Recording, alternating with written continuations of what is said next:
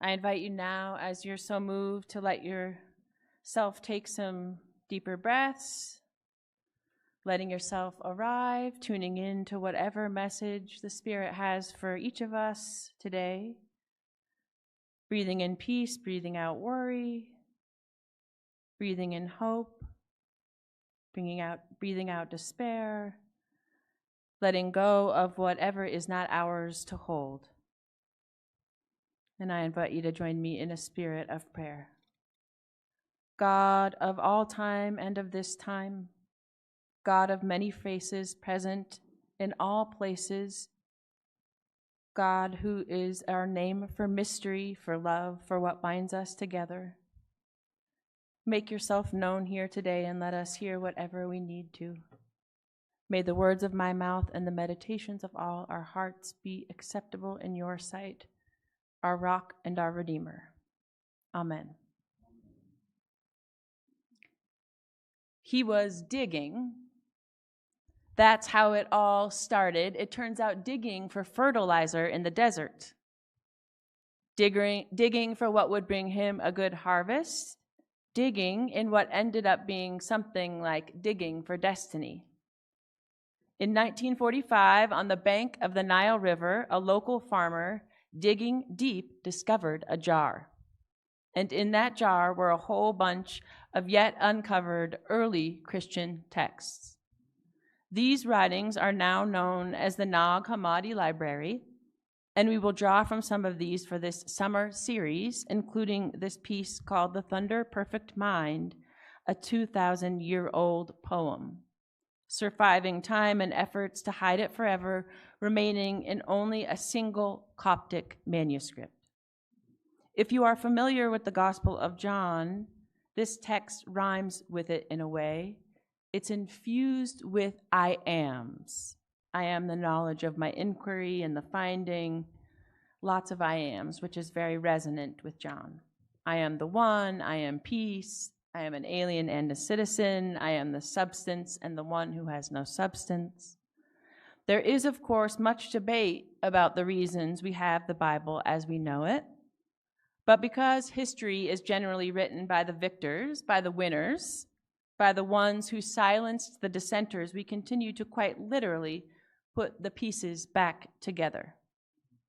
Building on written accounts, fragments still being uncovered, and agendas now unhidden, historians have come to understand that there were hundreds of texts circulating around the first 300 years before the empire got its grip on the whole thing and began to narrow it. Now, there are lots of reasons why certain texts were included, and I started to go into some of that. The reasons the ones we have were included were to preserve the power structure. It centers only male voices. It preserves the idea of male apostolic succession.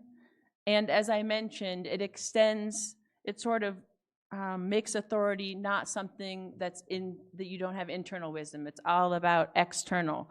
God is out there, everything is external. So those are just some of the reasons. Renowned historian Elaine Pagels calls this time a riot of pluralism, which meant myriad expressions of the Jesus way, with some groups emphasizing different aspects of the teachings going around. But most everyone was meeting in small groups and in house churches. A through line with all of them was loving and living as something counter to the world around them, but they did that in different ways. Formerly enslaved people shared meals with the rich and resourced, and as we read in Galatians, gender binaries were sought to be undone as much as they could have been in the first century context.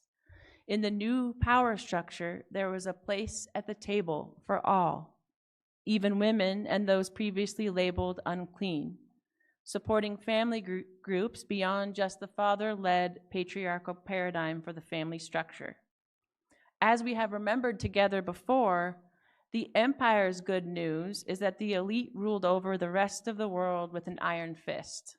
That was how they ruled. And in the Jesus way, there's a different kind of evangelion, that's the word good news, and that is that there's no hierarchy of human worth, and that right there, you know, is still radical. As scholar Karen Chikun notes of this text to the community in Rome that you heard from what Beth just read, in the Roman Empire, Augustus declared himself a god, and later his son, Julius, too. So for ordinary people to see themselves and to claim themselves as children of God, that was audacious and preposterous. And you know what? Even now, too, it still feels a little that way to call ourselves children of God. She goes on, again, referring to the time and the context of this letter, an alternative community to the destructive ways of life created by the larger culture. It was, and I believe still is, we are called to be that countercultural group together, that kingdom of heaven at hand, regardless of what they say. Everyone belongs. But that idea just about undid the man bishops who met in the year 367 to really crack down on the messiness of this new movement. They did not like that. And Bishop Athanasius of Alexandria ordered all the unapproved texts to be eliminated, torn up, burned, banished from history. And clearly there were some rogues who hid it in jars instead of following the directions. Some historians call that the most important event in the East in the 4th century, that moment when it just starts to get narrowed down to only 27. He sent out this festal letter that circulated among all the Jesus groups, informing them that things really needed to settle down and now it's time to get serious. Just these 27 were to be included, and not on his list were most of the non-narrative writings. One of the things you'll notice about the poem that Beth read, it's really strange, right? It's really strange. Very different than, boys, gather round and let me tell you a story about a fisherman, right? This poem and many of the things that weren't included were kind of like higher level teachings, just a little bit different. So after having decades studying these, I now find myself pondering, and as I started to mention in the story For All Ages, about this primitive human impulse to sort of hide or cover up, deny what doesn't fit, what we don't like or makes us uncomfortable, or in the spiritual sense to cover our shadow, to block out what challenges our way of thinking or our predisposed ideas of what should be. Instead of integrating what is hard, what is scorned, we try to deny it or hide it. And in my experience, that usually does not end well. Are you with me? Yes. So in a cosmic sense, here's what I'm wondering. If the Christian Church Universal did this too, trying to hide the shadow, look at all the problems that have come out from trying to do that. When you've narrowed it, and the councils of men moved it, cutting out part of the story, part of the text, part of the body, part of the thinking, I think they actually wounded some of our core stories, which then built a spiritual structure with faulty scaffolding, if that makes sense. But now we get to be alive for the repair. And because since these discoveries in 1945, since that clay jar, the uncovering keeps happening, these old texts being found and new discoveries and old manuscripts continue to become unveiled. Many spiritual teachers across a variety of traditions are calling this time a time of truth. And this means the truth can no longer be hidden. And you'll notice whatever isn't real is falling away in many parts of our life. We can't hide the shadow forever. Rather, the pain must be transmuted, the hurt needs to be composted, the truth must be told so we can be set free. Whether this is about the church or our nation state or our lives, I think spiritually speaking, something new is being born. And I loved that we got this text from Paul about the whole creation is groaning in labor pains. It's not yet into view. And we're watching the old way die, right? Falling away. It's not working anymore. True leaders don't dominate. They can try, but that's not a true leader. What we had wasn't really working. not for the earth, and not for most of us, and now we're alive for this hard and important truth-telling. And so instead of removing plaques at many of our historical sites where tragedies have occurred, how can we add to them, integrate, heal, instead of continuing to deny the shadow? Instead of trying to eliminate or tear up or banish what we don't like, how do we honor it, integrate, balance, and be made whole?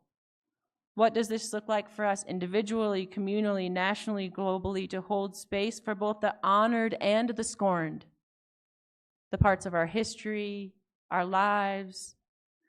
As Richard Rohr writes, in its enthusiasm for the divine light, Christian theology has not always done justice to the divine darkness.